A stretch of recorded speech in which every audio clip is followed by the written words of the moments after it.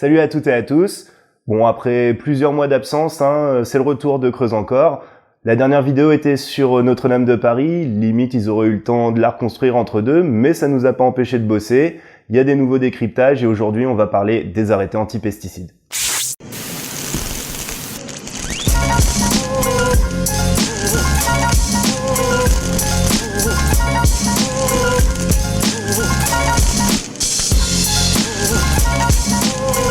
Make our planet great.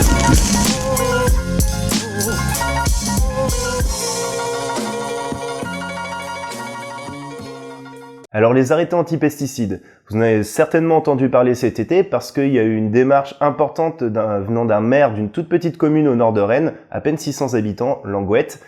Et ce maire, il a tout simplement interdit la propulsion de pesticides dans un rayon de 150 mètres autour de toutes les habitations et des lieux de travail de sa commune. Il est devenu l'emblème de la lutte contre les pesticides, Daniel Cueff. Pour preuve des soutiens de poids ce matin devant le tribunal administratif de Rennes où le fond de son arrêté était jugé. Une dizaine de maires ayant pris des arrêtés anti-pesticides ou encore Julien Bayou pour Europe Écologie Les Verts et Alexis Corbière pour la France Insoumise. Ce maire, Daniel Cueff, il a fait ça au mois de mai dernier, donc il y a même pas 6 mois.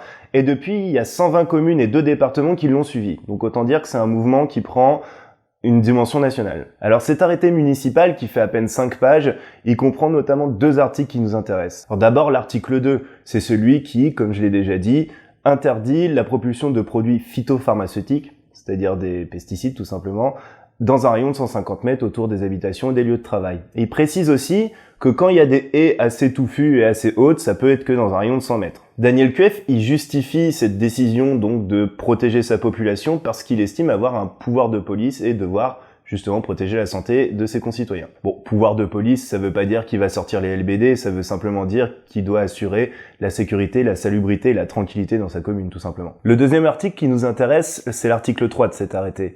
Il dit tout simplement que cet arrêté pourrait être révisé en fonction de l'évolution de la législation, soit au niveau départemental, national ou même européen. Cet article, il est intéressant parce qu'il veut tout simplement dire que Daniel Cueff, le maire, il considère que l'État a un retard dans sa législation par rapport à la protection de la population vis-à-vis des pesticides, et que tout simplement il se substitue à l'État pour protéger sa population. Comme je le disais tout à l'heure, Daniel Cueff c'est pas le seul à avoir mis ça en place, il y a 120 maires et 2 présidents de conseils départementaux qui l'ont fait aussi. Et aussi dans des grandes villes, Nantes, Paris et j'en passe. Et tout simplement parce que ces villes, elles ont aussi considéré que même s'il n'y avait pas des champs où on met des pesticides dessus auprès des habitations, il y a des rails de la SNCF où il y a des entreprises privées qui utilisent ces produits phytopharmaceutiques. Alors même si maintenant il y a un consensus de plus en plus large sur la dangerosité des pesticides, il y a des gens qui ont fait des témoignages assez lourds parce qu'ils ont été malades à cause de ça. Peut-être quelques éléments pour bien comprendre de quoi il s'agit. Quand on parle de pesticides, on peut très bien parler d'herbicides, donc ce qui va tuer les mauvaises herbes. Le plus connu, c'est le glyphosate. On peut parler de fongicides, ce qui va tuer les champignons. On peut parler d'insecticides, ce qui va tuer les insectes. Et leur point commun à tous ces types de pesticides, c'est qu'ils sont extrêmement volatiles. Ça veut dire qu'ils s'éparpillent dans l'air, dans l'eau, dans les sols, un peu partout, quoi. Donc ils atteignent à la biodiversité, ils peuvent tuer des animaux, il y a beaucoup d'oiseaux qui meurent à cause de ça par exemple, et aussi provoquer des graves maladies chez l'être humain.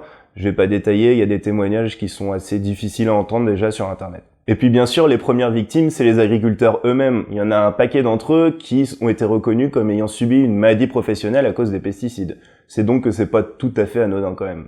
La spécificité des pesticides désormais, c'est que les grosses firmes, les Monsanto, les Bayer, ils continuent à faire de la recherche pour avoir des produits toujours plus performants et qu'aujourd'hui, ils utilisent à 57% des nanoparticules, c'est-à-dire des trucs très fins qui peuvent mieux rentrer dans les plantes, mieux tuer les insectes, etc. Vous avez sûrement entendu parler des néonicotinoïdes, c'est un peu ça le principe. Le souci, c'est que ces néoparticules, il n'y a pas vraiment d'étude de toxicité qui a été menée, et donc on ne sait pas exactement quel impact ça peut avoir sur la santé. Alors, quand on sait tout ça, on se dit que c'est quand même plutôt une bonne idée de faire des arrêtés pour empêcher que les pesticides y viennent jusqu'à sous nos fenêtres ou dans nos maisons. Il y a même un sondage qui a été fait, les sondages ça vaut ce que ça vaut, mais qui montre que 96% de la population soutient la démarche des arrêtés municipaux. Pourtant, malgré ce consensus au sein de la population, les préfectures considèrent que c'est pas aux maires de mettre ça en place, mais au gouvernement. Que donc, ces arrêtés municipaux, ils ont pas lieu d'être. Alors à chaque fois, ça se passe de la même manière.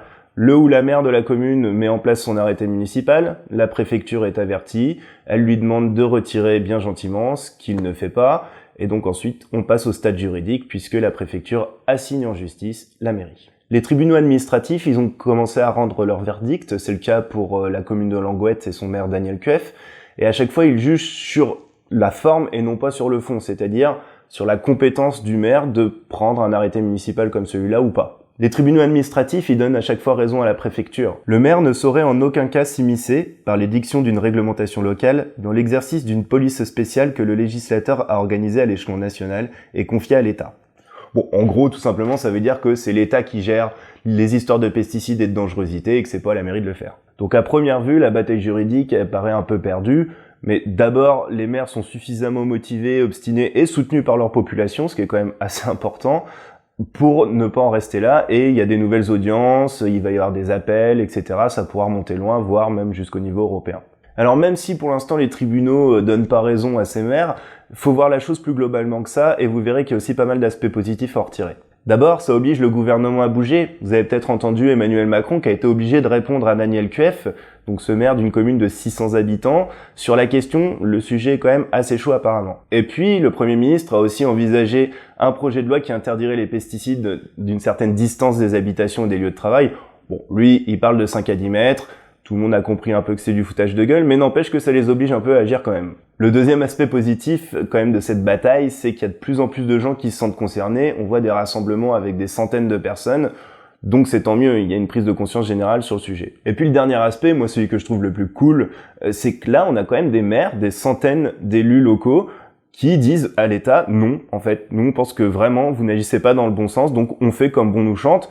Alors, ils gagnent pas à la fin, pour l'instant, c'est vrai, mais ça a quand même une petite démarche de désobéissance institutionnelle qui est sympa. La désobéissance civile, elle a existé de tout temps, y compris chez les préfets, qui parfois, dans l'histoire, ont été amenés à désobéir à des ordres ou à des consignes de leur gouvernement parce qu'ils n'étaient pas d'accord avec la mise en cause de la santé publique. Comme quoi, c'est pas si con quand il y en a qui disent « pensée globale, agir local ». Vous pensez qu'on avait touché le fond ? Eh non, ils creusent encore. Un trou dans la terre. Où il y a plein de pesticides, deviennent malades, meurent, ils polluent les rivières, ça tue les poissons, que d'autres gens mangent, donc ils tombent malades, ils meurent. Voilà, c'était le 8e épisode, j'espère qu'il vous a plu. Alors pour cette nouvelle saison de Creuse encore, on va essayer d'être un peu plus régulier, de faire une vidéo par mois de décryptage. J'espère que vous allez nous suivre sur tous nos réseaux, Twitter, Facebook, YouTube. Vous allez beaucoup commenter, beaucoup partager, beaucoup liker, enfin bref, que ça va bien se passer quoi.